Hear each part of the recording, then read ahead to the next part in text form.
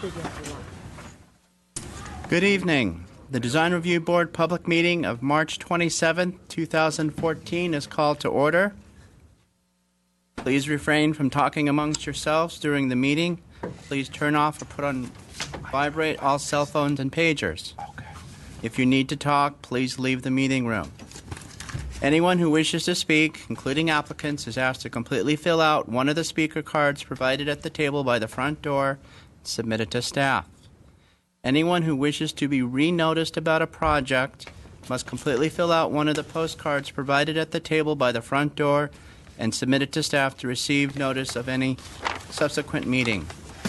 Current DRB agendas are available by visiting our website at www.ci.glendale.ca.us.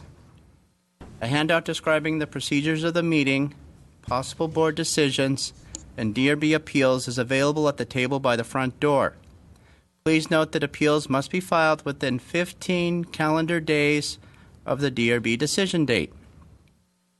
The chairperson may reorder the agenda items at his or her discretion. This will be roll call. Mr. Simonian? Mr. Sarkisian? Here. Mr. Mardian? Here. Ms. Palmer? Here. Thank you very much. Regarding the report for the posting of the agenda for this meeting was posted on the bulletin board outside City Hall at or before 5 p.m. on March 19, 2014. Oral communications discussion for this is limited to items not part of the agenda. Each speaker is allowed 3 minutes. The board may question the speaker, but there will be no debate or decision. The board may refer the matter to the proper department section for investigation and report. I'm not aware of any oral communications that we have. Is there anyone from the audience? Okay. We have one item scheduled for tonight, and I'll let you take it from there. Okay. Good afternoon, everybody. Our first item is 2205 Hollister Terrace. I do have 6 letters from concerned neighbors, and we've all been given copies of those and read those. And Mr. Baxter will explain the project. Yes, ma'am. Again, this case is this project's located at 2205 Hollister Terrace. The case number PDR 1311362-A. It was continued from February 27th due to a public notice issue. So very briefly, let me just show you where the plans are. This is our location map above the floor plan, roof plan for the house here on the left side of the panels. Our landscape plan here.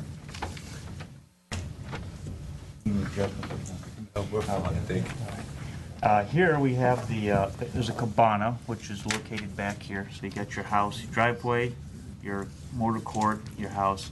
Here's the cabana, which is here. Then a perspective, and then the elevations. This is a question that was raised by one of the neighbors regarding drainage, and I can go into this with you when it comes up. Here's a topography map showing the scope of the area. So I'll give you a real brief overview. The house is going to be... Mr. Baxter, can you with the pointer just outline the subject property on the aerial? It's going to be... See a pool right here? The pool's going to be fairly close to the pool right here. So it's going to... There's that line here. And then, of course, it comes all the way out to the street. Sure. I'm going to point out the driveway also. Yes. The driveway down here at the street comes up like this and goes into the... So it's a fairly long driveway. Also continues up. Oh, over here? There. Oh, yes. Just so Yeah. everybody knows. Okay, the driveway Should be right in here. I mean, there's a lot of trees, so it's hard to see, but it comes in like through this area here. It's about 200, almost 300 feet long from the street to the property. So the majority of the home is placed on that flat area as Yes. you're going up the driveway on the right side? That is correct. Okay. And on the photographs, which I have, this is the neighborhood. The one that you have on the back, sir, the separate one, that's mostly the property. And you can see from the location map also, you can see the long drive, the flag lot, private drive back here. Properties here. Okay, so now the house is proposed to be 5980, so just under 6,000 square feet. There'll be a 1,600 square foot garage, it's an 8-car garage. A portion of the garage is added into the floor area. As you probably know, anything over 700 square feet is added back into the house. A lot, based being at an acre-sized lot, actually, that's not going to be an issue in terms of the technical zoning code issues, so it complies with all the zoning code issues. The slope, overall slopes, just under 11% for that property. The actual buildable area is probably closer to 6%. The area of concern that staff originally looked at was the number of protected trees. There's 14 on or within 20 feet of the property. And so they're removing 2 for within the property. I marked them out here. Here's one here. This is sycamore, and this is going to be the oak tree. Both mature trees. This one's 23-inch. This one here is 6-inch. There was a arborist report. Annie Sheets looked at it, or her office, I should say the urban forester's office, and they walked the site. They gave some feedback. They asked for some changes. The applicant revised the plans to reduce as many impacts to trees as possible. They were comfortable with it, and so staff has, looked at it based on the number of trees being preserved. So that was really the big issue as far as the land issue goes. As compared to the neighborhood, this is, of course, a very large house. It's not the largest one within the neighborhood, but it is one of the largest homes. The range of home sizes are 1,100 to 73, just under 7,400 square feet. And this house at 5980 is right there at the upper end. However, because of the large lot area, the floor area ratio falls toward the lower end of the range of 0.5 to 50% of the lot coverage, or I should say floor area of the lots. So the very large lot allows of the larger house. This house is 1 story. The majority of homes in the neighborhood are 1 story, about 76% of them. Well, the staff looked at the site planning, including, I mentioned, the area of the landscaping for the trees. We looked at the mass and scale of the house, which we felt follows pretty much the topography fairly well. It steps up the hills here. So we felt it was it was sensitive for the mass and scale. And then on the design, we felt they were fairly true to this concept that they were shooting for, which is a French-inspired home. So overall, based on the 3 categories that we normally look at, even though it's a very large home on a very large lot, we felt that the project is one that we could recommend. We did have one condition, which was consistent with what the arborist, the urban forester's office had recommended, just when they come in for plan check to make sure that the trees that are being preserved will be preserved. And there's enough room on the site to make sure that we can move the house and stuff if necessary, though we worked at this very hard to keep it where it is, so it's in fairly good shape.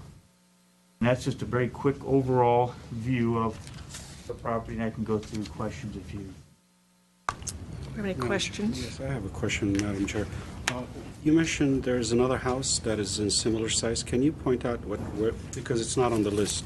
Oh, it's not? It's not. Yeah, I'd have to defer to him. Now, To the applicant. give me a little overview on how you calculate the floor area ratio. Because on your staff report, it says 5,980 For the house. That's for the right. house. There's an excess, there's another 500 of guest house. There's also an excess of 1,100 square feet of garage. Yes. So the floor area, if I calculated this correctly, is 7,000 5,503. Oh, okay, all right. So in percent, the reason I'm trying to get a little better picture on, based on this chart you provided me, it says the floor area ratio is 0.16. The fact of the matter that the ROS District 3 is 45% for the first 10,000 and 10% for the remainder. Now, to my understanding, the way that should be written is 45% plus, the 10%. So it's not really 0.16. All right. Correct me if I'm not. If All I'm right, wrong. that sounds good. That's a fair argument. I could look that up, though. So the But it's reason. still, I think one of the things is, I believe that the, technically, again, though it would be large, technically, it would support a house at 78.9. Correct. That's so. So it's still there. less. We're at the very top. We're up there, right? But it's less than, and the house itself is what I was emphasizing on that, but that is a fair point about the other issues as far as floor area. So if I look at this, the floor area ratio is not 0.16. No. So what is it exactly? Well, So you have it written down, so tell me. I- Otherwise, I have to look at it. Well, I'm doing 45% Yes. plus. So the first 10,000 is 45%. Well, so what I'll do is I will do the 78 and just divide it by the 43,000. Well, why would you do that? I thought we were going to only divide that.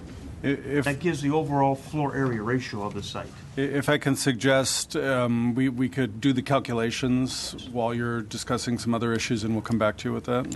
Thanks. Do we have any other questions?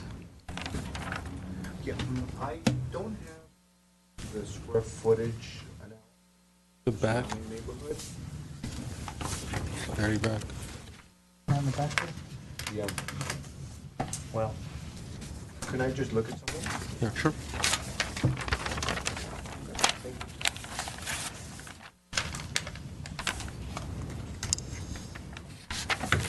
And some of this might be better answered by the architect, but as far as the window material is concerned, do you know what sort of windows they're proposing?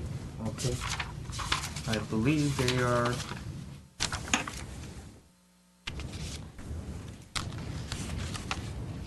Wood.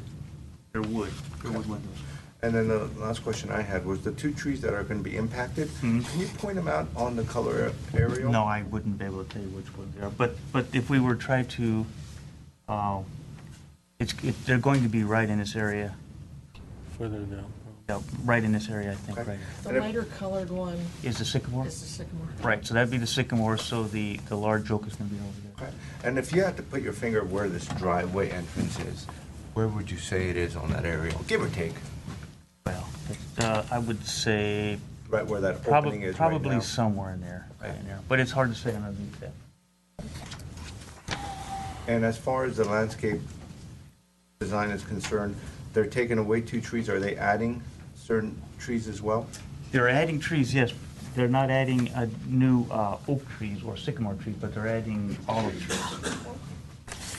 With that recommendation by the arborist, There wasn't anything about adding additional trees. That can be done, but it wasn't part of their recommendation. I just thought that was a requirement that they replace. No, it's not a requirement. I actually have a copy of the Okay, ordinance. well, I was mistaken then. So it is something that, based on their recommendation. Okay. And that structure by the pool, when Yes. we're looking at it in elevation, where is that on the site plan? This one? Well, The middle one. Yeah, more, this one. Yeah. That one it's not on there. There was a prior proposal that showed a tennis court here, and the whole property was scooted over here. I see. So I talked to the architect about that, so he didn't take that off. I see, so there is no, the proposal. There's no As gazebo proposed, there. there is no gazebo, and there's There's no gazebo there. tennis court. Okay. And as far as that's all the questions I have at this point. Okay, thank you. Okay, if there are no other questions, we have quite a few people wanting to speak, so we'll have the architect come up at this point in time. You have 5 minutes, and all the other speakers will have 3 minutes. Wow. Okay. Just state your name and address for the record, Yes, please. my name is Hamlet Zorabians. I'm the project architect. For the record, my address is 467 Ocean View Boulevard, in Glendale, 91208.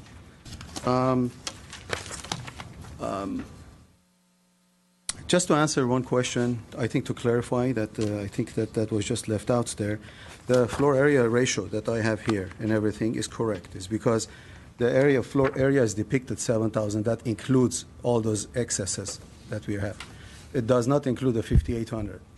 If you look at it, it But now it's includes the scratched entire. off, and now the one that I have was scratched off, then it's changed to 5,400. Five No, nine. but this one I have, the one I have that I've submitted, that included that 7,000. So that's what I was actually, my Yes. other question was, this number is more correct? Yeah. This is 7,000 versus Correct. 5? Correct. And then, so the lot being 1 acre, which is 43,560, FAR is calculated basically the floor area divided by the lot area, which in this case would be .167. So, if you round it off to the higher number, you'll be 17% of the lot. So the ratio would be .17 if you calculate it. Can you clarify Yeah, that for me? we just confirmed that that's the FAR, .17. So why do you calculate for the first 10,000, 45? I'm sorry to cut you off, 45% for the first 10,000? So if I have a lot that is 10,000 square feet and the floor area is 45%, and I can put 4,500 square feet and my floor area ratio is 45%. If the design was appropriate to the site. Well, I'm talking numbers. It really helps me make the decision, because, yes, if it's a 10,000, to my understanding, and correct me if I'm wrong, you divide the 10,000, the 10,000, that's 4,500 square feet. Yes. So that The- lot is 45% floor area ratio. For the first 10,000, yes. Yes. So how could it be 1.6? Because you look at the entire property. The idea is Wouldn't you say it's 45 plus 10%? the overall floor area, the initial floor area is to restrict the size of the building. Okay. The rest of it is to, you're not restricting, you're just telling that how does it relate to the property. So the first part is to regulate size, and then the second part, which if you want to just find out what the overall floor area, the Okay, accurate so- overall floor area would have to be just say 17%. That's a rational way of doing it, but let's say for a lot, let's one of those lots, the 8,000, you divide the 2123 by 8,000, I get a .26. Okay. 10% is out. But If they're anyway, going to build the house, we look at the floor area based on controlling the floor area. But if you then ask, okay, what is the floor area to the entire lot, you look to see how that works. So there's two different ways of measuring. We have two different measurements. One is a regulatory, and one is a description. okay. One is to regulate the floor area size. The other is to describe how big is it as it relates to the property. For instance, the floor area accurately, when we do the floor area ratio, that accurately represents the floor area on the property.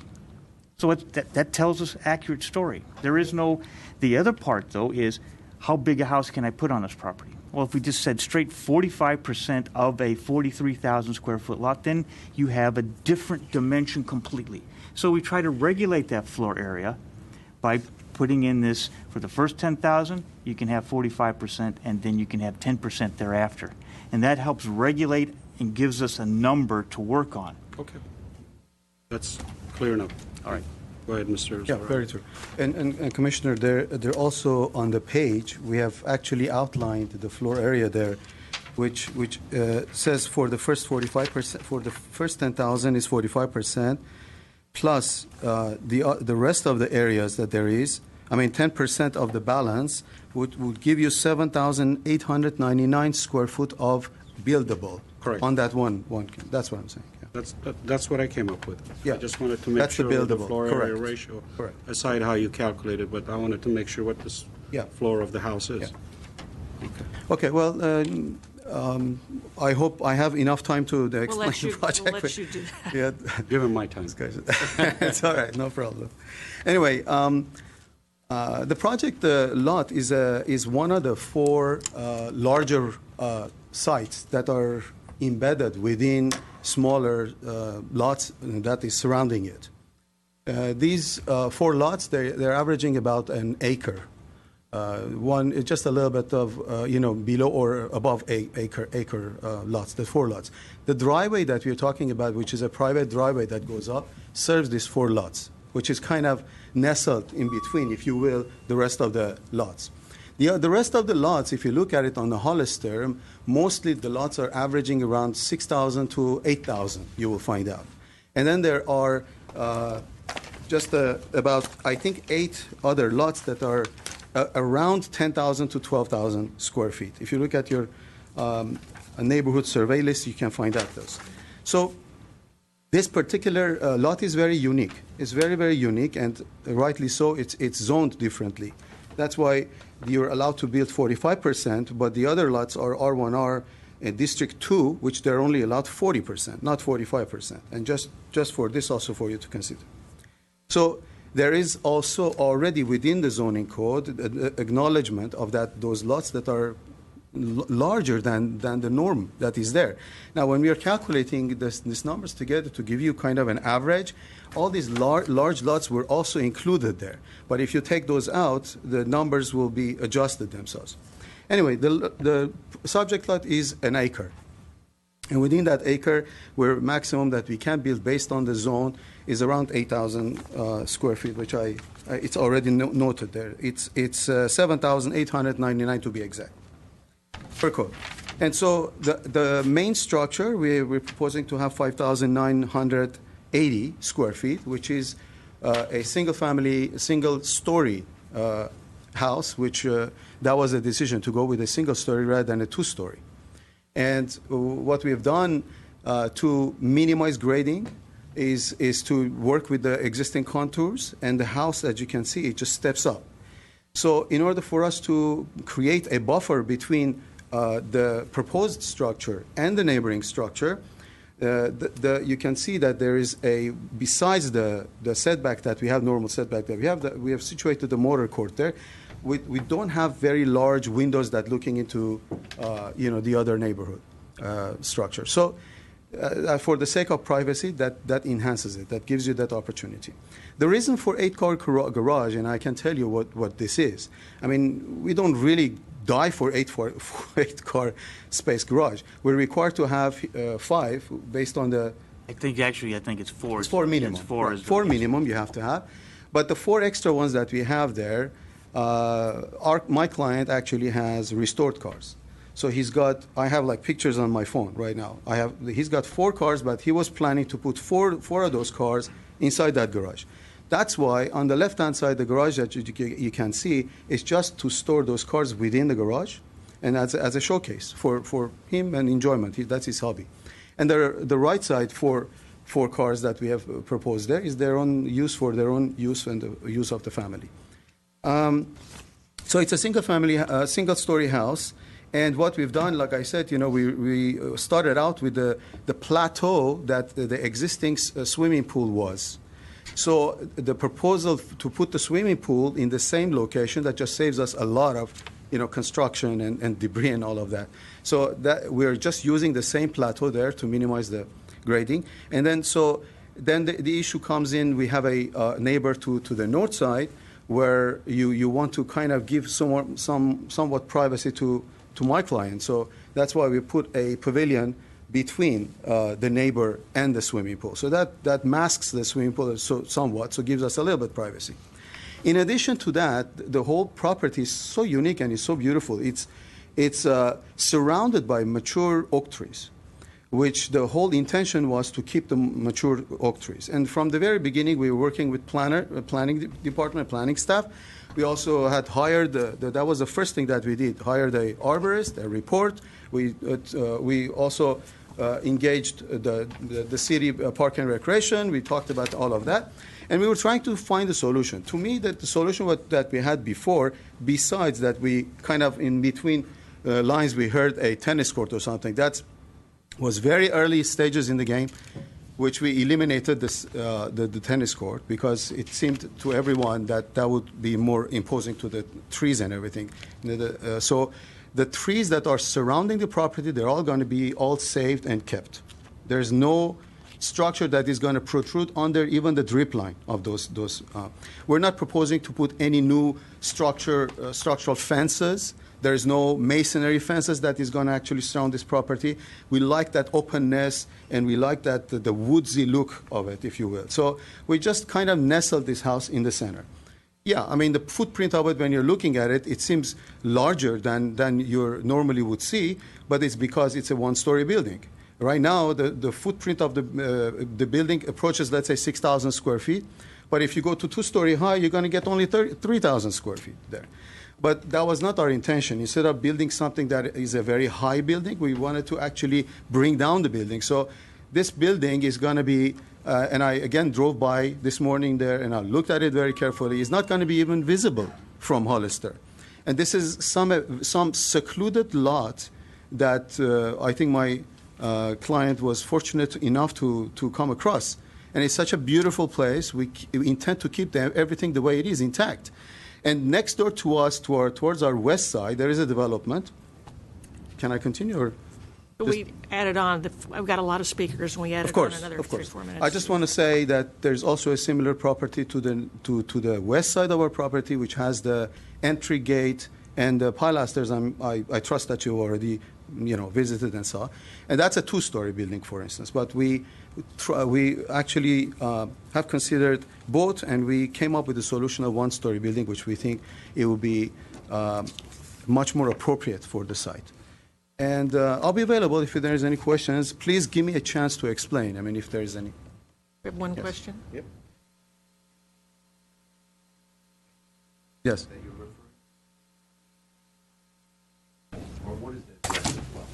I think it's around 30, 35, 36. I can look at turned it it on. right Yes, now. ask his question again. Oh, I'm sorry. My microphone was off, so Oh, I'll okay. repeat the question. The home directly across the driveway, what is the square footage of that two-story home? That's 87. That's 3,102. 3,102. Besides the garages that they have. They have a separate garage also. Okay. Any more questions? Yeah, he said refer to the applicant. Mr. Zarabian, can you tell me the house that you mentioned that there's a house, considerably same size house in the neighborhood? Which one is that? Okay. Is it in this map? Because I couldn't see it in this map. The one that the largest that I have noted in my report here Is is 4,000. number. I'm sorry. It's like 5,000. It's larger. 5,221. It's the Hollister Terrace 2231 Right. with a FAR ratio of 0.33. Yeah, that's the house, the 5,221. There is also a 6,590. There's a 7,440, which is this number 69. No. I take it back. I'm sorry. Yeah, I confused you more. Because that's No, I apologize. just one house. We're No, talking I about a house apologize. that is. It's 87 is the big. It's the I 87 wanna know is the what that big. is. Yeah. That's the one across the street. 93 is 5,221. 87? Wait. Because I went through this. I just took your paper, so you might. that's maybe what's 87, confusing. 87 is 3,100 square feet. Yeah. Where's number 93? 93 is in the second page, third from the bottom. No, on the map. Oh, in the map? Just north of us. Just, Oh, okay. The 5,200 is not 93, it's just above the lot. Yeah, just Then above the that. 393 is the one off of Shoal Drive at the end. But I want to know which house was it that is close to this house, the size-wise. Yeah. Because staff report says there's a, going back to the report, 7,000. it says, the range of properties within 300 linear feet, 1,128 to 7,380 square feet. Where is that 7,380 square feet house? I'm just trying to establish the numbers I understand. fairly. And I'm trying to answer by referring to my own While they're paperwork. looking that up, we can go on with some of the speakers. Okay, go ahead. Yeah, okay. Thank you. Thank you, Okay. Mr. Zara. All right. If we You're have welcome. questions, we'll come back. Sure, of course. I have Janet Travis.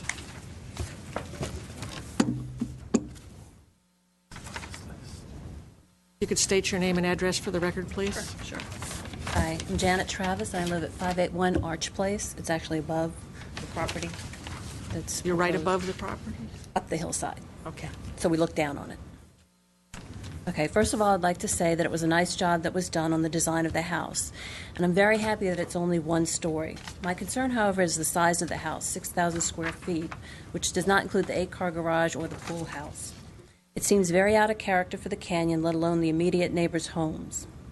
It's a big home, even for standards of like a mansion being built today.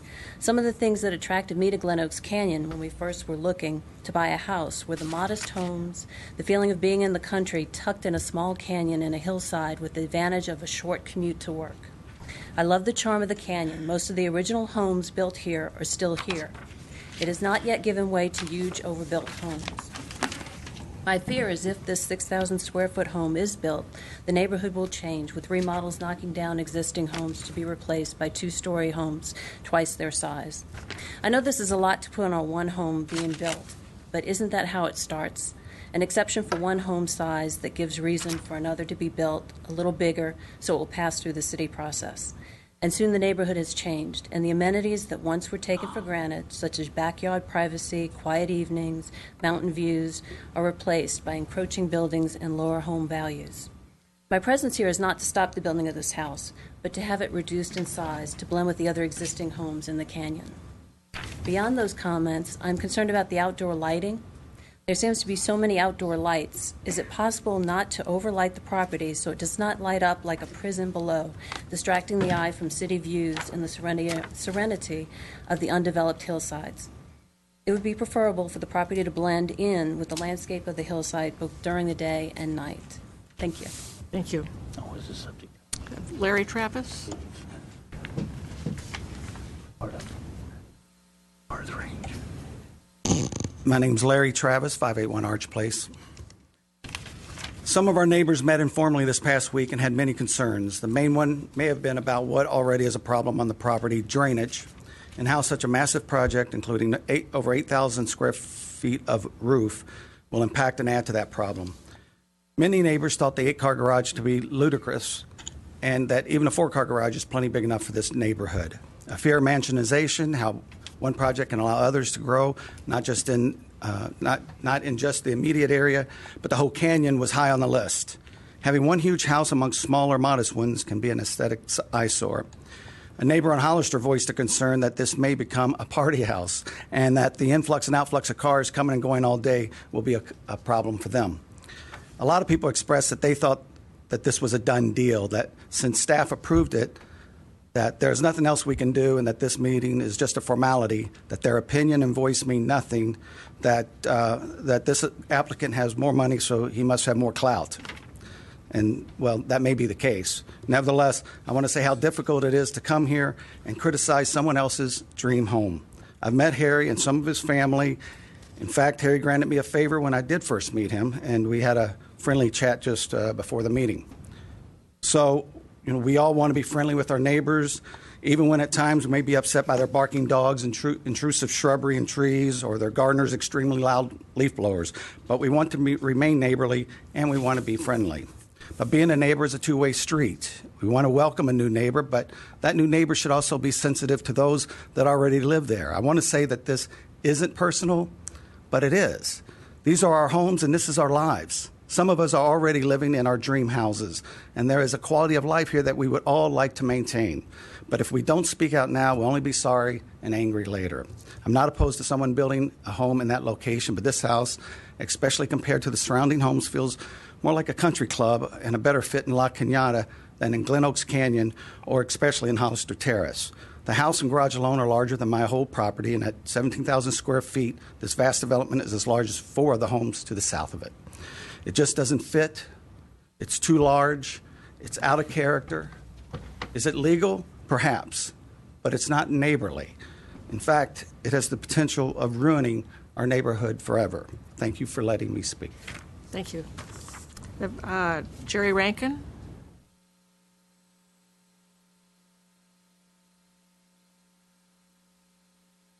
Hi, I'm Jerry Rankin. Address 2423 Hollister Terrace. I'm a member of the Glen Oaks Canyon Homeowner Association board. My specialty there is protection of the hills that surround the canyon. I have many friends in this room, at least up until now, and I don't know anything about the people who are buying the house or develop or are buying the property and hoping to develop the property. And the board, I understand, has no particular position on this house, one way or the other. I did, I think this property is begging to be developed. I wrote an email to our president of the board, and I think that's probably the fastest way I can get across is just read part of this email. And quote, "The subject lot is relatively flat, does not serve any recreational purpose for the general public, and is safe to build on. It will eventually be built on. The question is whether the neighbors would prefer 6 or 7 normal-sized houses crowded into the property or one big one. The large shoal estate is the closest neighbor. I trust that this neighbor would consider the proposed large house to be more desirable and more consistent with his house than a tract of 6 or 7 much smaller houses. In the long run, I think most of the neighbors would find that the proposed project would be far less of a problem for them than the alternative, which is possibly going to be a tract of 6 or 7 houses crowded into the property." So, of course, I'm willing to listen and hear convincing arguments for blocking the project if there are some. Thank you. Thank you very much. Jan Kalick.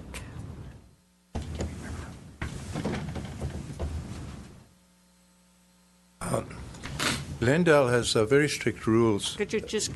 Oh, I'm sorry, Jan Kalick, 529 Arch Place. Glendale has very strict rules about mansionizing, and very small increases have been overruled. My son-in-law had a house of 3,700 square feet, and he wasn't allowed to put an extra 12 square feet on. It was negated. I take exception to the 7,400 square foot house that now exists somewhere. I've been through the canyon. I'm unable to identify that particular house. And even if there is one, it is certainly an aberration for the neighborhood, because the average house in that is 3,100 square feet. That's the mean, that's the average. Now, this house over here, the planner slipped in something that I hadn't realized, and that is the house is 6,000 square feet, the garage is 1,600 square feet, and I think he mentioned also a guest house. Now, you add that up, we are over 9,000 square feet of space that is being taken up. There is something that is wrong about this. It has been pushed through very quickly, and my other recommendation, and I realize that it'll probably not be very politically correct, is that anybody that has any decision in this, that has received any political contribution, has family ties, or perhaps even church affiliation, should recuse themselves from voting. Thank you. Thank you. Joseph Miller.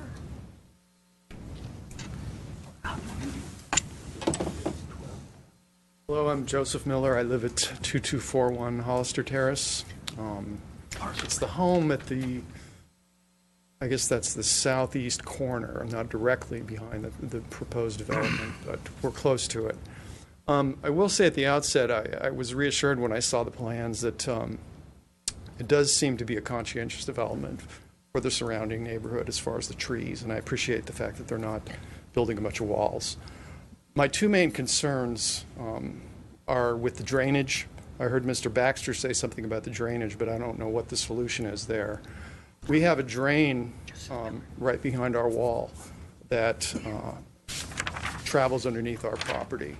And during the last storms, there was quite a bit of flooding that went down that driveway and into Shoal Terrace.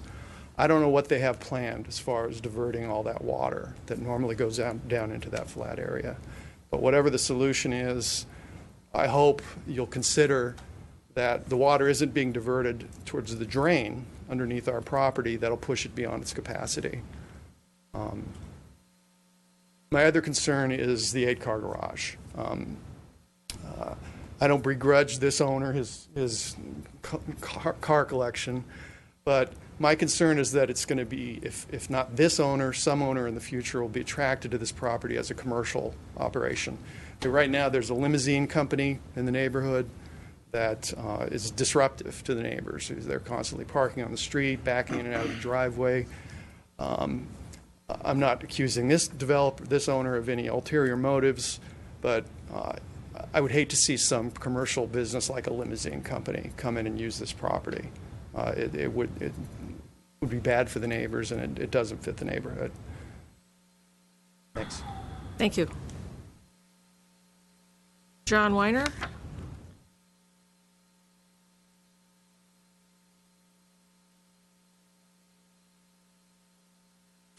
Hello, my name is John Weiner. I live at 2237 Hollister Terrace. I'm a new resident. I just purchased my home in July and just moved in August. And I will say that if I knew about this project, I probably would not have purchased the project, the home. Again, I don't begrudge the owner. I understand wanting to develop the property, but I personally am not looking forward to living through someone's construction project right behind my home. If you look at the map, I'm directly behind the project. My house is a 3-bedroom, 2-bath, 2,100 square foot house with a 2-car garage. You're behind at the upper level. On the south. He's right on the south. So I would sit Right below. On Hollister. I'm on Hollister You're on Terrace. Hollister, I'm one of the okay. 4 houses that would sit right behind the lot. Okay. So, again, maybe if the house was already there, and it was, I do appreciate, the design. It's a nice design in that it's 1 story and fits in the landscape. It's extremely large. So I'm concerned about the noise from the construction. How long is the project going to take?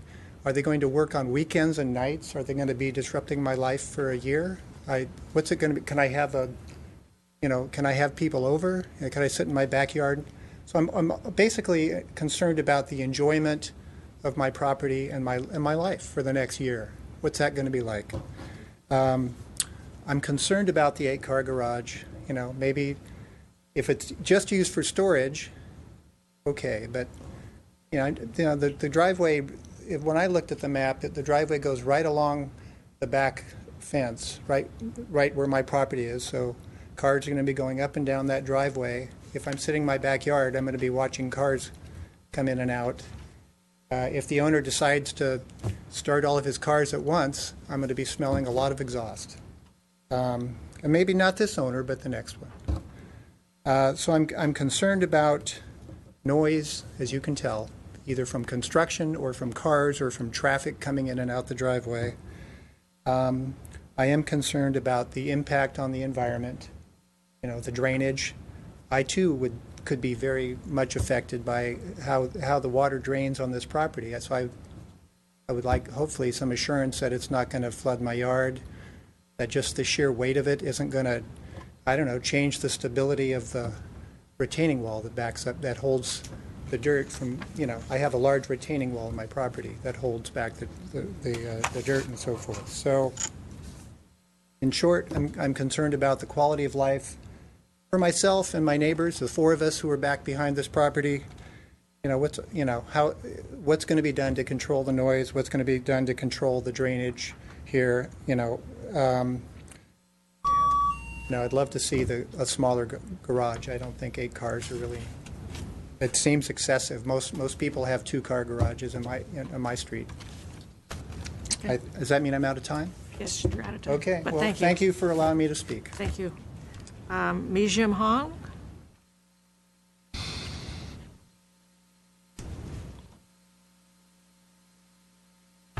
Hi, my name is Mi-jin Hong. We live on 2283 Hollister Terrace, just down the street. And I just wanted to say a few words really here. Listening to the presentation, we're actually fairly new neighbors as well. We moved into the canyon about 4+ years ago, supposedly right at the time when it was a buyer's market, but it never is in California. But what's curious to us is we are concerned about our overall investment in our property. Essentially, we see other neighborhoods around our canyon increasing exponentially, especially the area in Eagle Rock and across the hill in Pasadena, up in La Cañada, up in Spar Heights area. And those home property values seem to be going up pretty well. So I don't have anything specific about this project other than the whole notion of having a mansion in a modest-sized home neighborhood and what sort of impact it might have to the overall values of our property. And from what little bit I can find online in terms of reading about it and recalling back in the day when I did study a bit of urban planning and architecture, my intuitive sense is that it wouldn't be good for us long term. Perhaps my husband and I shouldn't have bought in this canyon. It is certainly making us think. Not only is it going to impact the quality of our life in the canyon, but we're certainly worried about the value of our property as properties like this, as well as perhaps other properties, will be allowed to gain traction slowly but surely, hence perhaps legally, but in fact, it may not necessarily contribute to the overall quality of the canyon life. There are 2 things here that I wanted to show you. I'd like to show you on my phone. It seems as though it's not up there in the drawings, but it's a photo that has been circulating around neighbors, which I think does a really remarkable job visually expressing the mass of this project in relation to the surrounding homes. And so it's just an overlay. We can't do that on the phone, but Okay. we've all been in the area. We'll have to keep your phone. Okay, you can have It'll my be phone. public record at that point. I'm happy to send you. I'm not exactly sure who's responsible for it, but it's a great overlay of the mass of the property alongside with the rooftops of the existing property, and it just instantaneously expresses just how big this is in terms of not even square footage, but the amount of built structure on the overall plot.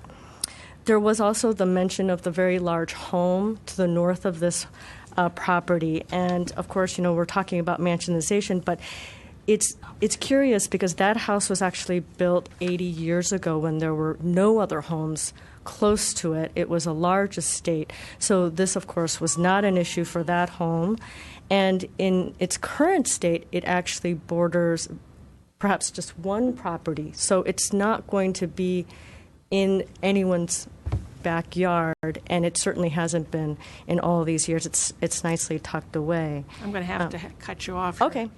But thank you. Thank you very much for letting me speak. Mike Mohill?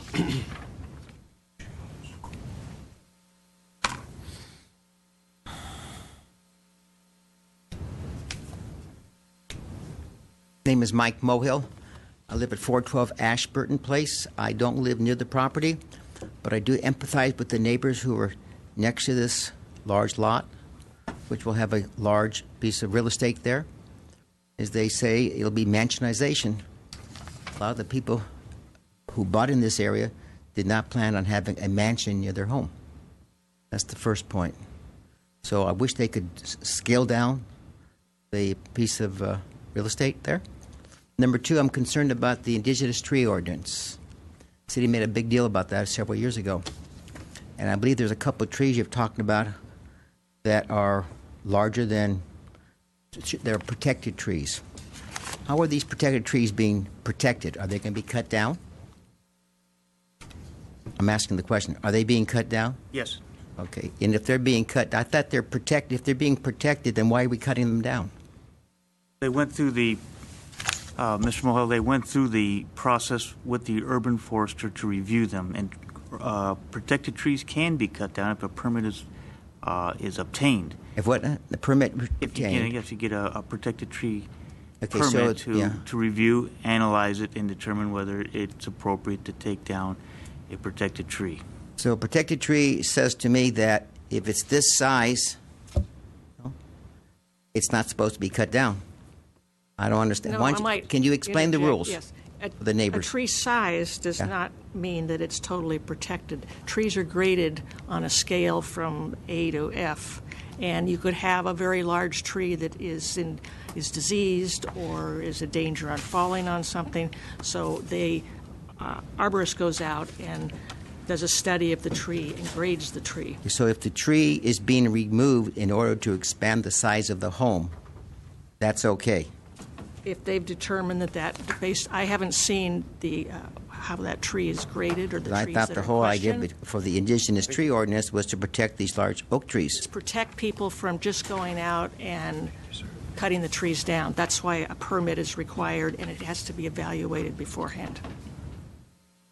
So it's just, you get a permit, and based on the evaluation, that tree can be Well, if a removed. tree is healthy, Then I don't know if you were here earlier, but there were other trees that they decided could not be taken down, and the site was changed in order to accommodate those trees and have them remain.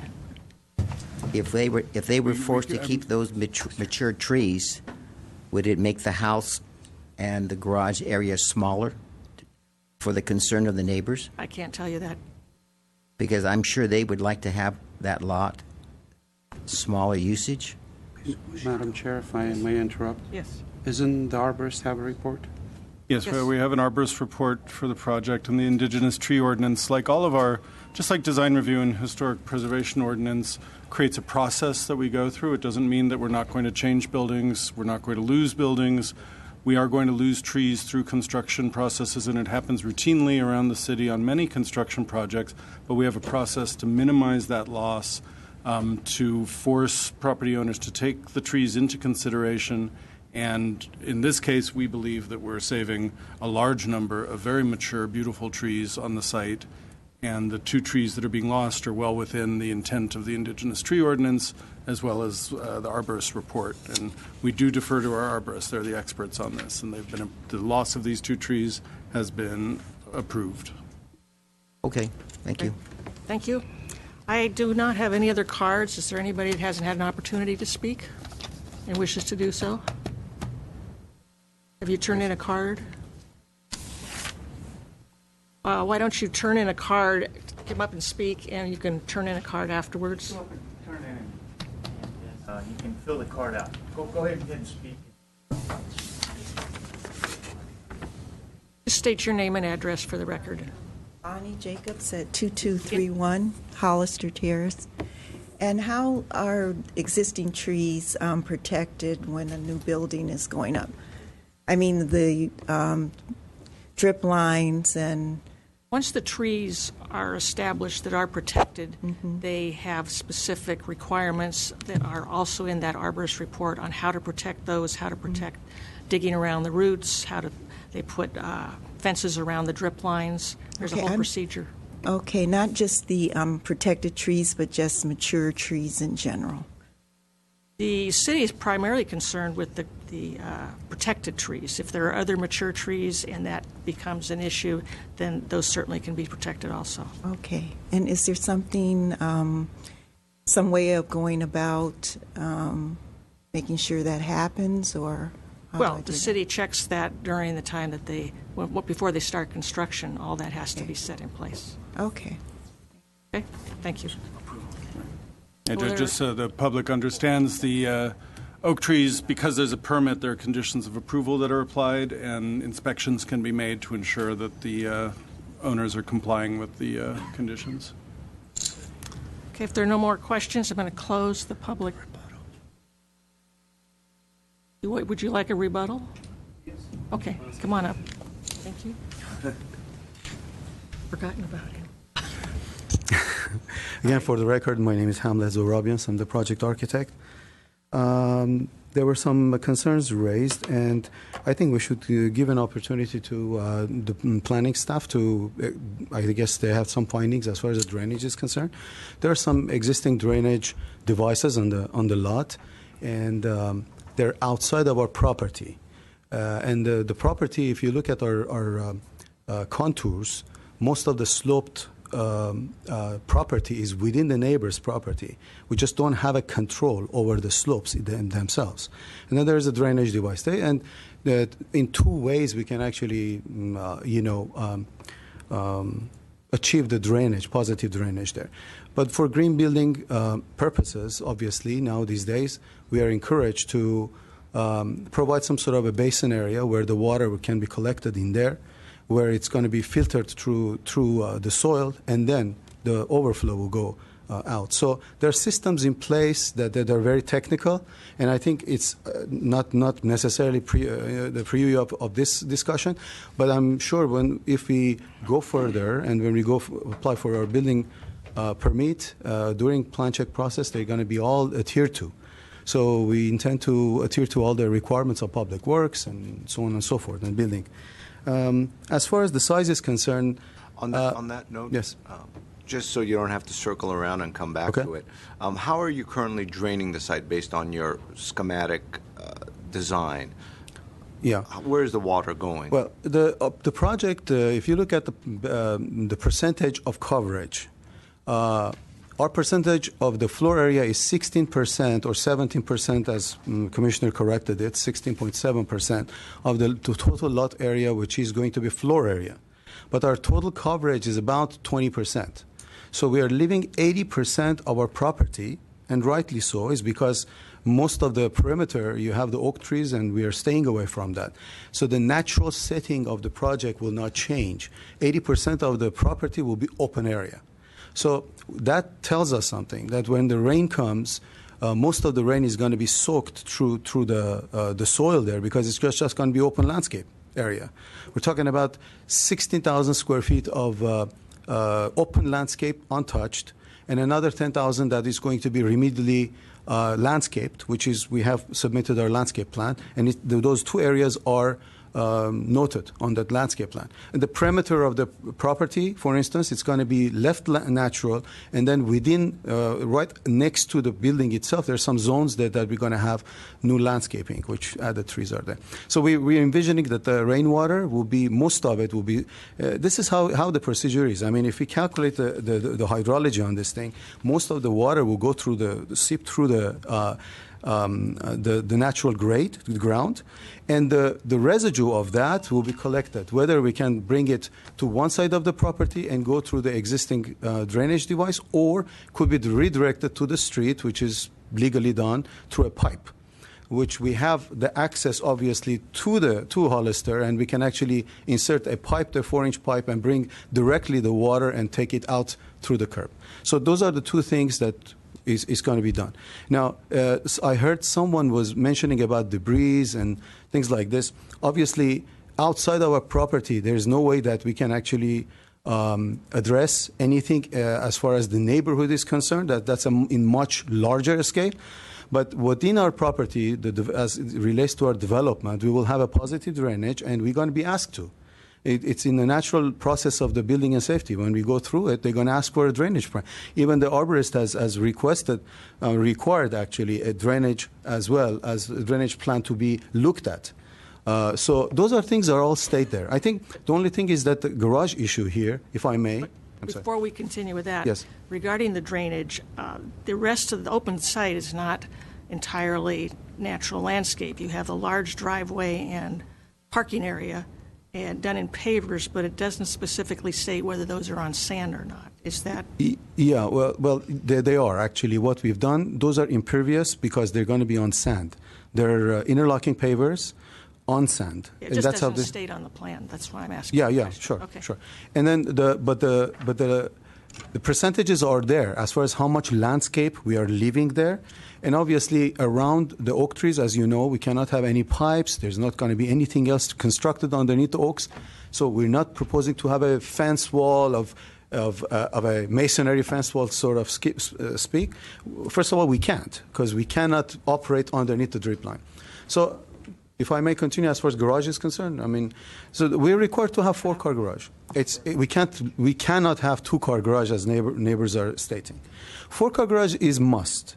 If you feel by any stretch that we could be actually at the limit and you like to see only 4-car garage, that's going to take 900 square feet from our square footage total that we have.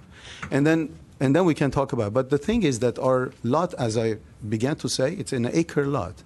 And already the mechanism is there. The notion of FAR is rightly done, and it's a very nice mechanism to work with. And Commissioner, you questioned that and it was discussed, is because that notion of allowing you for the 10,000 to enjoy the the higher rate of buildable area, I think that does it, because then says that everyone is in the same page for first 10,000. And if you have a larger lot, we can't give you 40%, but it's only 10%. So to me, as an architect, I'm looking at it. It's somewhat disturbing and disappointing to me, because what we are saying then, no matter how you care about the design, no matter how you design in a large project, no matter how right you are, no matter how everything is carefully studied and done through a year and a half of work and everything, suddenly someone can subjectively say this is large. This will be my request to you, that please objectively look at the FAR ratios. We're only 16% of the lot. And comparing to the lots, if there is any questions or if there is any recommendations, we are very open to the recommendation. But this is a property that is owned by my client, and my client is not going to sell the property. He bought this thing for his family purposes. This is his own house, and that should be said. Okay. I had a question to Mr. Zarabian, and I'll allude to what Mr. Simonian said. Projects like this require drainage. For this size, requires a drainage grading plan, and I'm sure you're going to have to prepare it and go through the whole process. So the drainage issue will be controlled from the site. But one question I have, since I have you up here, on these existing lots, are you going to do over excavation, removal, and recompaction for the footprint of the building? Or you haven't discussed that with the soil We haven't engineer? discussed that with the soils engineer. That will only kick in if you were to put your foundations on the soil yet. We have to have a soils report. We have to go through the process to determine that. Have you given a thought that there's going to be deep foundations, or are you going to remove? No deep foundations. I don't think in that area. I've spoken very briefly to a soils engineer before we even began. The soil is not of a huge issue as far as the content of the soil itself. So what we are envisioning would be a raised floor, with the exception of the garage. That's raised floor, which will not require R&R. Okay. That's what we are envisioning, Well, that's with good, the exception of because the that's garage. less impact on the property. We want to keep the impact, minimize it, and keep it to the minimum. Thank you. That's Any other questions? I have another question. I wanted Mr. Zuraevans to take a look at the picture that was presented to staff and us. Since we've gotten copies, since we're considering it, and as part of the record, I think it's fair that the architect looks at it, and I'd like to know if you think that's an accurate scale of the home as depicted onto the site.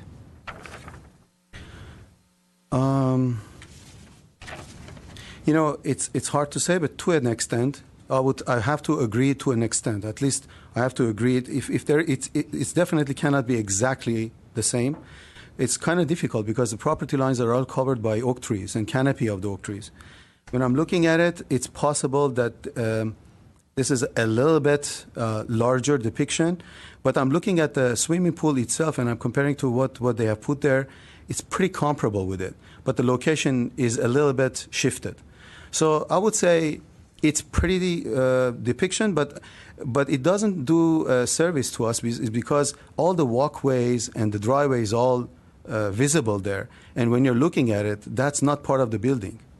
The building itself the footprint is there, but the lines that are surrounding the building right now and all around it, that's not a structure.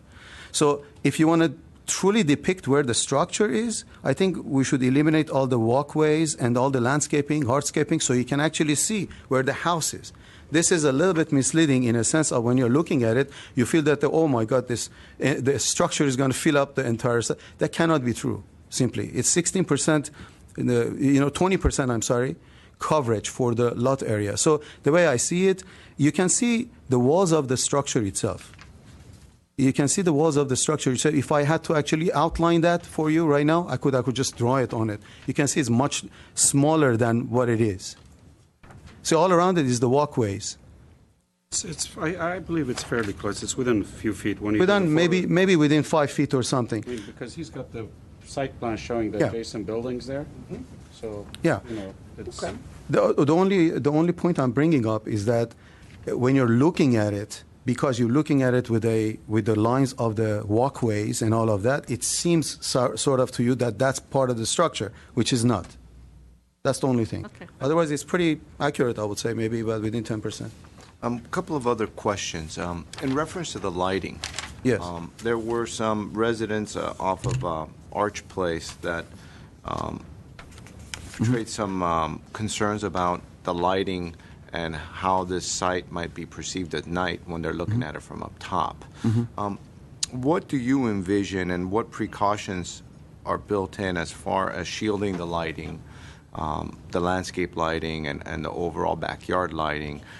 Have any conversations taken place between you and your client on that matter? Well, we're definitely going to use wall sconces for the building itself, and some of them are depicted on our elevations.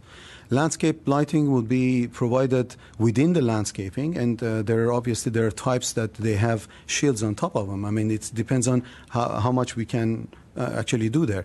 We're not looking to brighten the whole place, and I think the objection will come if we have a pole lighting or something that is not shielded away. We're not proposing to put any sort of pole lighting there.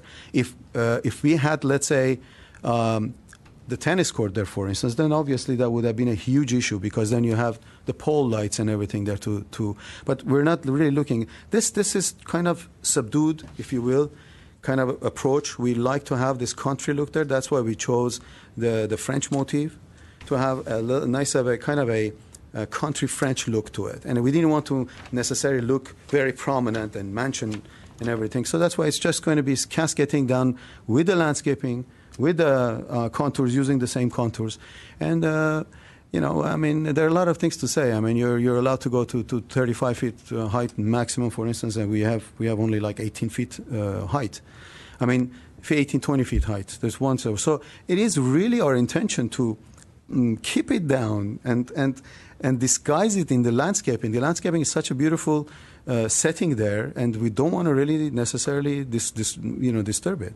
I think our intentions were very, very correct, and I think the design, I stand behind it. I think it's very nice. As far as the size, you have to determine what is the appropriate size here. To me, the size is already taken care of in the calculations as far as FAR is concerned. Someone cannot buy an acre lot and expect to put 2,000 square feet of house there. I mean, that just doesn't make sense.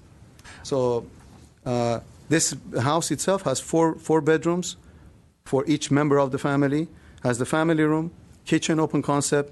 You have a family. We have a area which you have the living and dining, and there is only one other extra room, which is their theater room, which is virtually a room, another bedroom there.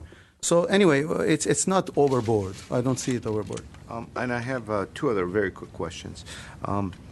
As far as the car garages are concerned, of course, that's been a topic of discussion and concern for the neighbors. How many of these cars are going to be permanent classic collections where they're stored, and how many are operable? Do you have an idea? Well, yeah, 4 and 4. Four for the family. They're envisioning eventually. They have 2 cars right now. They have 2 cars there they're going to be using the garage for, but obviously they have children. So they're in the long haul here. This is their house. So they want to make sure they do it once. They don't want to go and start remodeling and adding to it or something. This is the house. So therefore, you have the 4-car garage is required anyway. 4-car garage, eventually they're going to be needing. Right now they have 2 cars right now they're using, but my client has 4 cars, and they're very nice cars, mind you. I have it in my phone. But those, if panel disagrees for the spaces for those, I think it's something that I need to talk to my client, that it might be some sort of a place of compromise there. Are they vintage cars? They're vintage cars. I see. Yeah, there are two of them, 1937, I think, and then there is a Cobra, I remember, 1901? 1901 also. And the reason why I'm asking those questions, I'm trying to get a sense of how the property is going to get used and the type of the cars. Yeah. Have you considered or thought about part of the garage, perhaps, well, before I ask this question, I'd like to ask another question in reference to this area. These existing pools that are, let's say the house located at 2237, what is the grade difference, elevation difference between the pool and the flat portion of the site? 6 feet. 6 feet.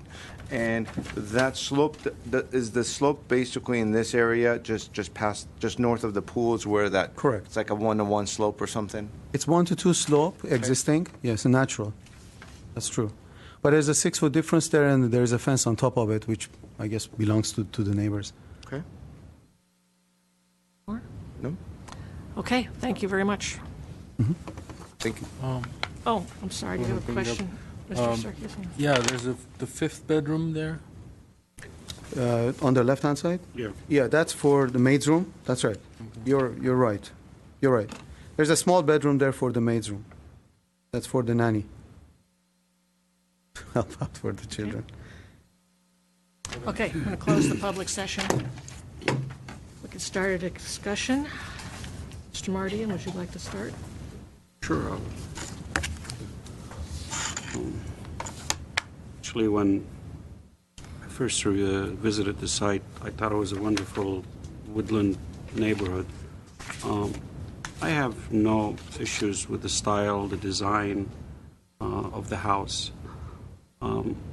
I just feel the house is larger than what needs to be.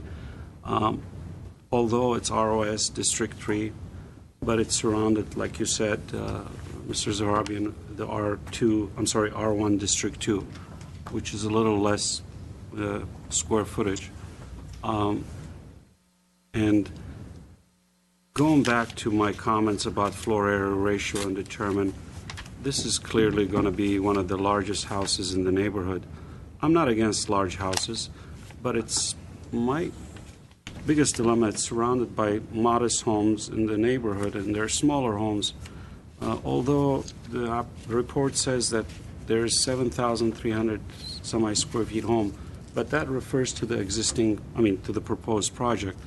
And what I'm looking at, this chart, the largest house that I see is 5221, and does not include the garages and the floor area ratio. I like to see this lot developed. I happen to live in Glen Oaks Canyon, but not within the vicinity. There was a proposal years ago. I happen to live there since 1987 for subdividing this lot and doing several things to it. And with the new codes, I don't think that's much possible to put 5-6 houses these days. I don't think it's even maybe 2 or 3 max.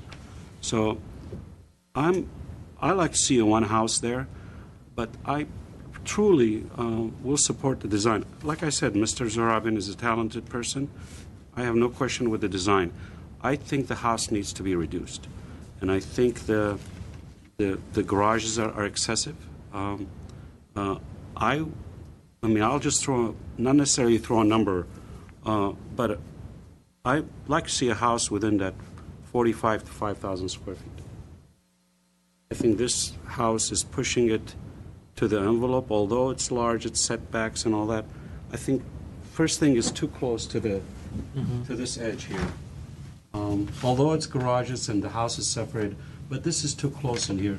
I mean, I like to see this house, even if it's not reduced tremendously, but pushed back further to give it a little break in the rear of the neighbors. And truly, I do enjoy the design. I mean, yeah, it may look like a little mansion, but the only people are going to see it is the adjacent properties. And by reducing it, I think we'll be a little more sensitive to the neighbors. And I'd like to hear what my colleagues have to say before I really push on this floor area ratio, because I respect everybody's opinion in here, and we're here, we have contemplated with this floor area ratio in different neighborhoods, what's appropriate, what's compatible, what's, reasonable for such neighborhood. I really truly like to hear what my colleagues have to say about the floor area. And that's my biggest concern, not so much the design. Like I said, I'll support the design. Is the floor area that I'm having an issue with.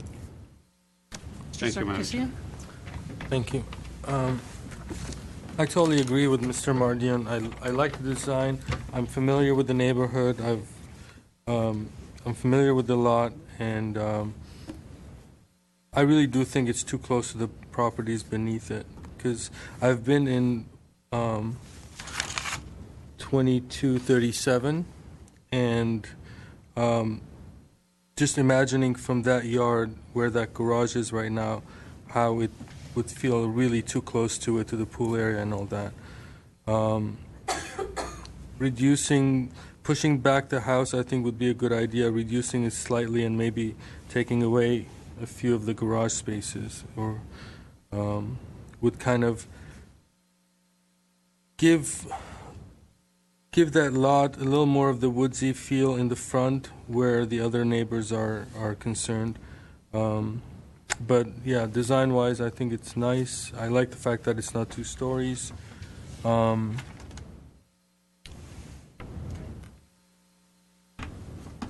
Mr. Simonian. Well, we do appreciate everyone coming out. These are always unique opportunities for the neighborhood to come out and discuss a project, especially when it's such a unique project and you have a large site such as this and a large home, so it does get a lot of attention.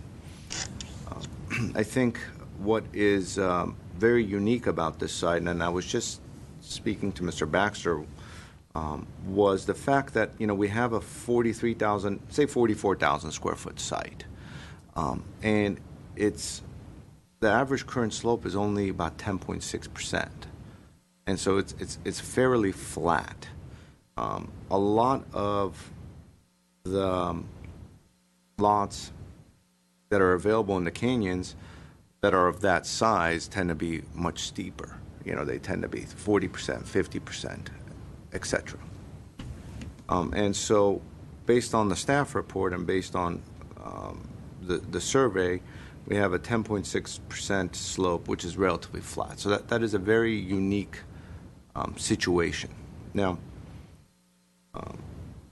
when we have these large flat lots in good neighborhoods, there's always an opportunity for subdividing them, and that's a danger. And I'm glad that that's been thought of and discussed, because it is really a conundrum. You get one large home where someone wants to make it into an estate house, or you get a developer buying it and subdividing it into 4 homes or 5 homes. We did some quick math here, and it seems as though with the current codes, the minimum lot size is 12,000 square feet for a subdivision. For a new subdivision, is 12,000 square feet, from what I've been told during this meeting. So if we're talking about the lot size is 44,000, in reality, just so we're being crystal clear on this, it would be close to 4 homes, but not quite. So by right, they could do 3, and with some sort of a variance or some sort of a staff administrative something within the 20% bonus, maybe or whatnot. No. No. Then that's why I'm wondering. Not you know, number four, not number four. So let's say 3, and Okay, this is important to point out because I think there's been discussions about it, and so you guys want some answers, and that's the intent of this, is to try to answer questions and at the same time opine on the design and the mass and the bulk and everything else that this board has been ordered to do through our city council. And so those are some thoughts that stuck in my mind as I'm starting to contemplate and think about the design of this.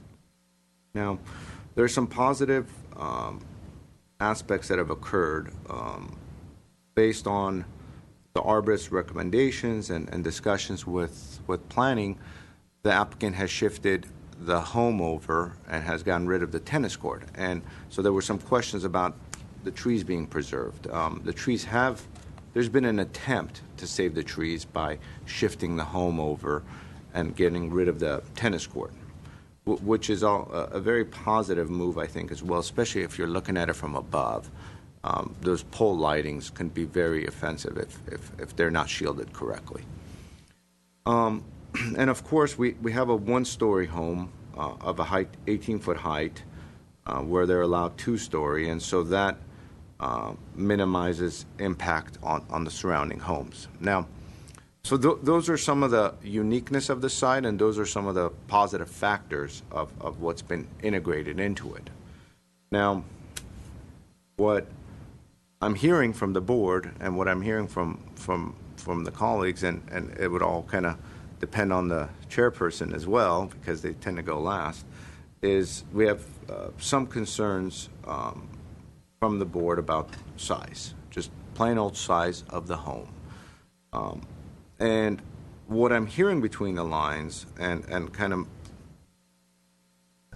some feelings that I have as well is that the homes along Hollister Terrace are the ones that are going to be impacted. You know, they have small backyards, and so those are the homes that will be impacted really by the size of the house, and then of course have everybody else looking down. Now, I think when we're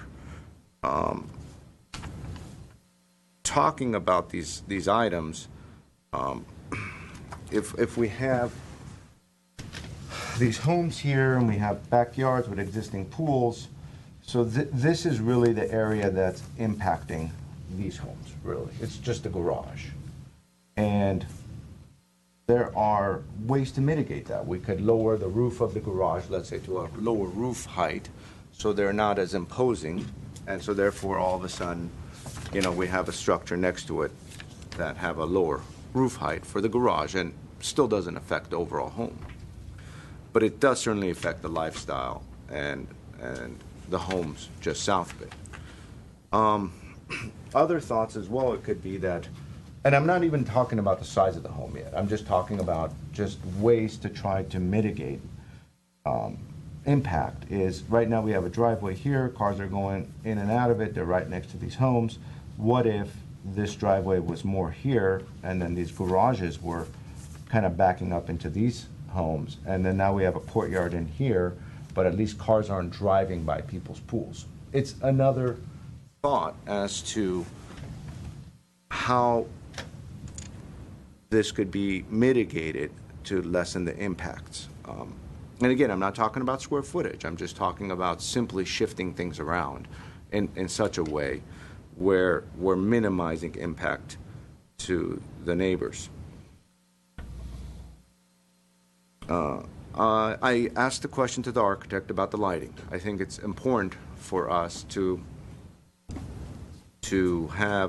not have pole lighting, which you've already voluntarily said you wouldn't have because it just wouldn't make sense, but to have the kind of lighting that is absolutely shielded. You know, whether, you know, even if you have the landscape lights that are shielded on top, they're not as obtrusive to people looking down. If you have sconces that are against the wall of a home with deep eaves, they're not as obtrusive towards the neighbors. If you eliminate lights more in this area, and if the garage was more in this area, say, backing up to these homes, then when these neighbors are in their backyards enjoying an evening and a barbecue, they're not looking at lights. They're just looking at a darker building, let's say. There's no lighting on that side. So I think lighting is very important. When we're talking about the roof, currently there's a mansard system where we have, the mansards and then we have the flat area in the middle. That I think we could somehow talk about as well, because, it's the flat roofs in the area. When you're looking at it from above, all of a sudden, you don't see the roof material that's on the sides. It's more of a flat roof, and it's not as appealing. So I'm not entirely opposed to a large home. I think if you own a large property and it's fairly flat, and you're within the code and you reasonably design a home where you've thought about and you've literally through design and mass and bulk have eliminated impact onto the surrounding homes, then if it's within those boundaries, then I'm not entirely against a large home. So that's just my mindset. It's my approach to it. I think I'm trying to illustrate my thoughts so the neighbors could understand how I come about it. So I'm already sensing that there's disapproval of the size of the home, but I wanted to kind of put my thoughts in there as well, that we blanketly shouldn't say no to a large home, but we should look at it more subjectively of what components are offensive. And in my mind, the garage, where it's located, and the 8 cars are offensive. Now, older cars, you turn them on, and it's been said that they're loud, they're this and they're that. Now, but at the same time, they're used for storage. If you have an older 1920 car, or if you have a Cobra, it's a very expensive car. You're not taking it out on joyrides all the time. It's like $1 million car. You're just not driving it. So you do tend to park it, and those are things that we could talk about as placing conditions that these cars are going to be stored, that we're not talking about active garages. So they're just used as storage primarily, and I'm not sure if there's a mechanism for that kind of a condition, but these are, again, my thoughts. Other thoughts come to my mind is, well, what if we go with a subterranean garage where it's below? Now, of course, that creates more of an impact to the neighbors, because now you got trucks digging and they're creating all this dust and noise, so that's not always a positive thing either.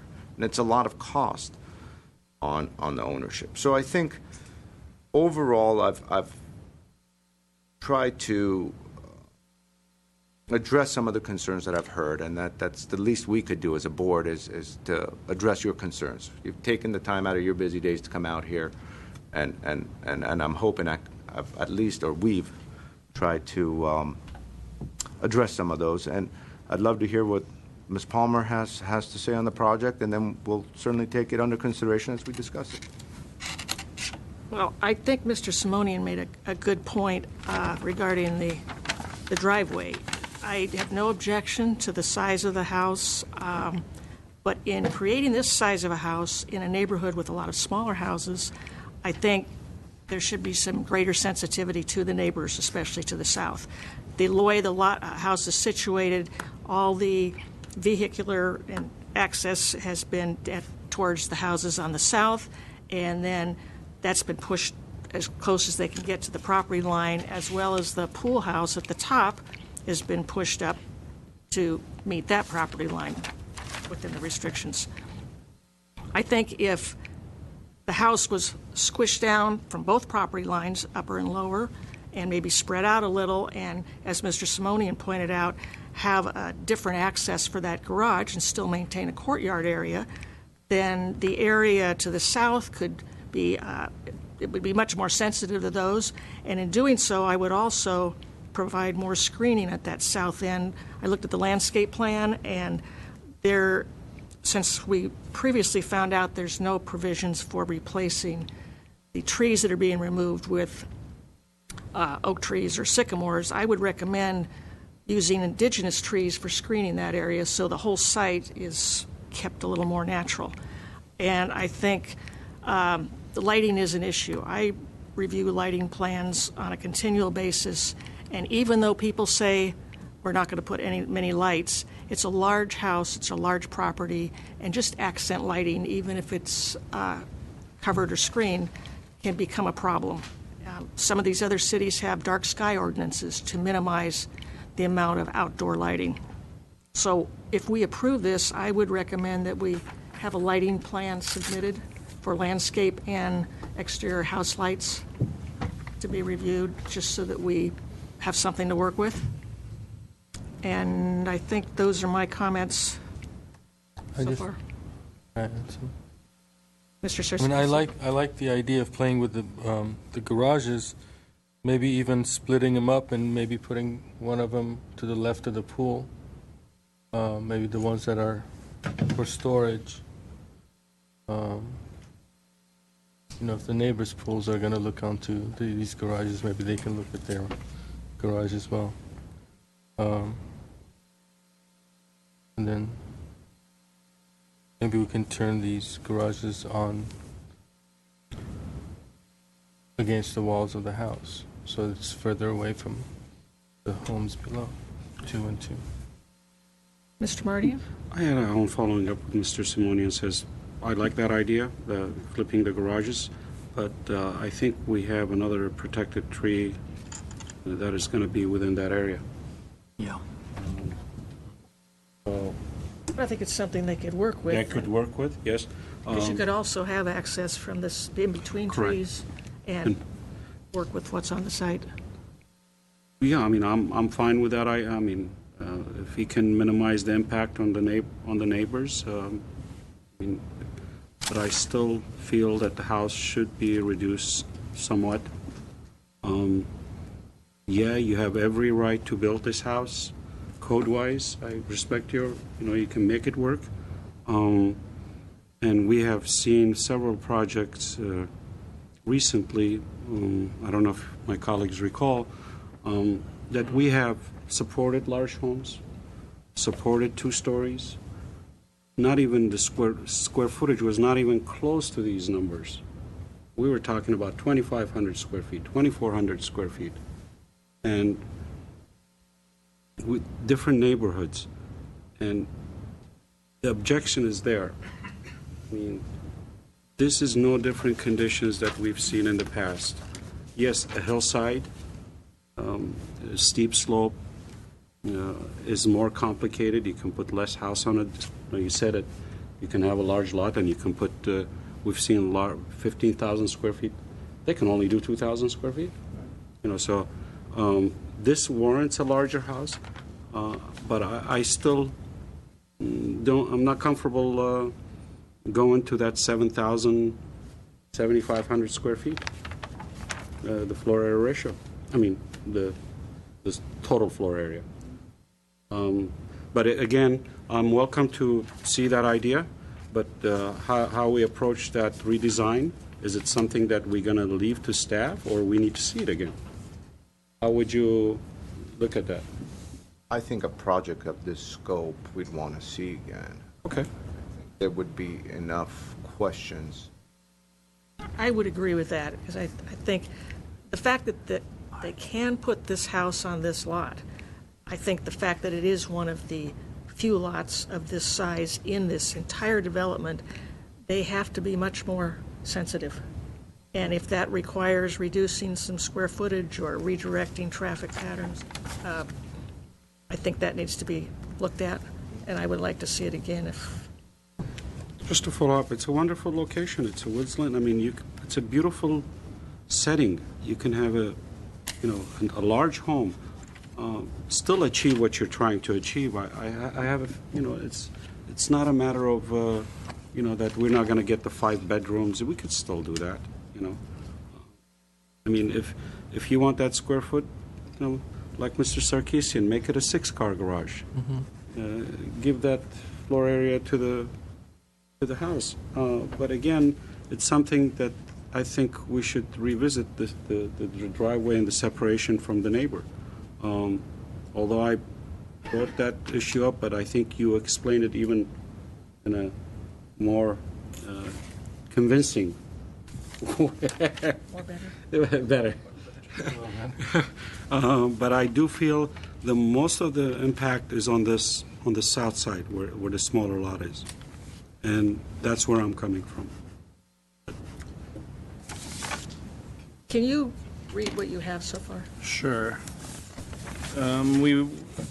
It seems there's consensus on reorienting the garages and the driveway to create more of a buffer area between the neighbors to the south and the location of the driveway and just the activity associated with the garages, with many possible different configurations or possible reduction from 8 cars to 6 cars, if that's amenable for the applicant. I would There's also, for flexibility in that section, for the architect, just flexibility that if they want to consider splitting up the garages or having it another area as well, if it works out better for the architect, then that's something to consider. I mean, you have that recreation area up there where it's counting towards that square footage where you might want to look at some options. Okay, so we'll look at reorienting the garages, moving the driveway, and/or relocating some of the garage space to a different part of the site, somewhere alongside the driveway. The idea is to give flexibility for them. Yeah. I'll leave it up to him. So we'll have flexibility. I heard, but I don't know that we have consensus, the idea to also move the pool house a little further to the south to just compress the site, compress the built area of the site on both the north and south boundaries. May have to do that to achieve. It was what just we- a comment that it's pushing the limits at both ends, so if there was a way to, But if that's the direction we work with the applicant, if the board would then be open to that. We had a condition to add more landscaping that would buffer between the properties with indigenous trees at the south side of the property. We heard from, I believe, almost everyone that lighting is an issue, that we should minimize either the amount of lighting or the impact that it has potentially to the adjacent neighbors. So I assume that would be minimization, shielding of the light fixtures, and whatever else the architect can devise for that. We have a requirement to submit an exterior and landscape lighting plan as part of the package. And then in terms of the square footage, I don't think we achieved consensus, and it would be very important for us moving forward, working with the applicant, to know if the project did come back to the board with all of these other aspects redesigned and appropriate, if the board would entertain a similar square footage. Well, two things that I think are also important to note was the height above that garage area. If that's the direction you decide to take it, is an easy way to reduce mass. The height of the garages themselves? Yeah, if they're reoriented. And also, the mansard roof itself, if the flat portion is removed, it makes a drastic difference to people from above looking down.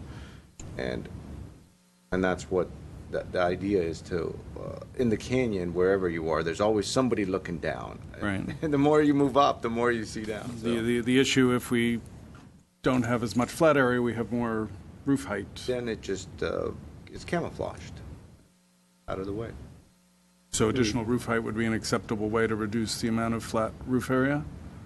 Well, I think with the pitch, if they lessen the pitch, they could probably get it done, but that's something the architect would have to work out with the material that he's proposing to see if that's that. If they go with a shallower one, maybe a metal roof, but I don't know. It all depends. It's just something he has to revisit. I think that's a well-taken point. I felt the same way, but you brought it up when you're looking at it. The style that he's going with this direction is more of a French, which requires a little steeper, Sure. slope. And it looks So good. It looks good. So I think even if he continues that, that's fine. A couple of more feet, Yeah. as long as it's on the garage side, it won't affect the Yeah. neighbors. And from the top, it'll look a lot better. Well, we could also discuss what the roofing material that will be used on the flat areas could affect. Well, that's the idea. Impact. Well, you get rid of that. I mean, Get rid of the flat areas. you get That's rid of the idea. flat area. We'll work with the architect on that. See. And we also had One other thing, hold on. We'll have a requirement that all the driveway surfaces, wherever the driveway or driveways are, be permeable to help with drainage issues. And then if I could go back to the issue of square footage, just to get a sense if there is a view of the board and to help us work with the applicant before we come back to you in terms of would it be acceptable to come back with a similar, if not same, square footage if we can make all of these other aspects work for the board? Or should we look to reduce the square footage? I think you should look at the reduce. I've heard. But I just wanted I'm to not see if gonna, there's, I wanted you know, to see how if many there's square feet consensus I'm not on going to that. dictate, but it needs to be reduced. Well, if it was redesigned Then for we'll, what we're discussing, it might not look like that kind of square footage, too. fine. I think that's why I wanted to discuss all these options, because I think we need to look at it on a case-by-case basis. So I'm personally not comfortable saying, given a square footage. I think we need to see how it affects the overall neighborhood and how it's perceived from the overall neighborhood. And if those factors are considered and designed upon, then we need to then go to the next step and see what that impact is. Now, whether the architect decides to eliminate some of the program needs in there voluntarily to as a gesture of avoiding appeals and whatnot and getting it done, I think he's very experienced in that, and he could probably put something together that staff would be very happy with. Not us. Before we make a decision, I'm going to call the architect Okay, he back was up gonna- to answer some questions and give us a Thank you, little... Madam Chair. Appreciate it. No, I just want to say that we will make, all the changes and with it. It's just that procedure-wise, is there a possibility that we can actually continue this for a date certain, and then we can actually bring it over, or we don't want to do that? No, I have tried that many times, Yeah. but it seems like where return for redesign is built into the code is the outcome of a hearing Okay. like this. Okay, that was my Okay, request. So. Thank you. Good try. Have any other comments, questions before we have a vote? Then do we have a motion? I'll make a motion for redesign Return for redesign. With the conditions. with the conditions that we spoke. Okay, we have a motion by Mr. Sarkisian. Do we have a Second. second? I'll second the motion. Okay, Mr. Mardian is second. And we have roll call. Mr. Mardian, Yes. Mr. Sarkisian, Yes. Mr. Simonian, Yes. and Ms. Palmer. Yes.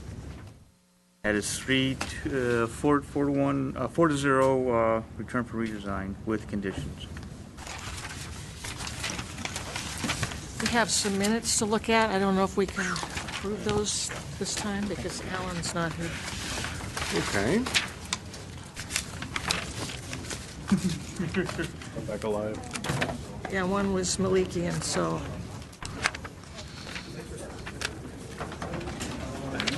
So we cannot approve the minutes, I guess. No. I'm being told we can't approve the minutes. Mr. Malikian's not here, and I had to abstain from that one. No, that wasn't this one. No, you were here last Oh, time. I was here, okay. I was not here last time. This is the 27th, so you were here. Oh. You seconded. Yeah, well, Okay. They're not done, so they're. Well, there are 4 of us here, so I guess we can approve them. We still have a hearing going on, everyone. If you would please take the conversations outside.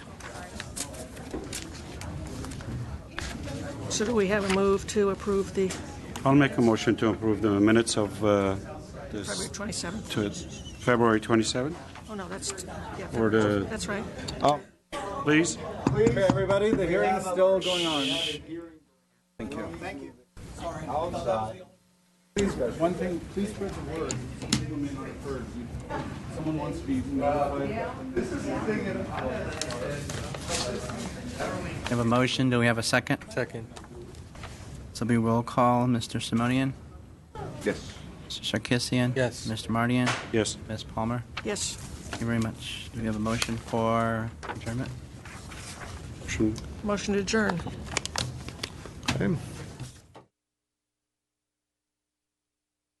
Had to pay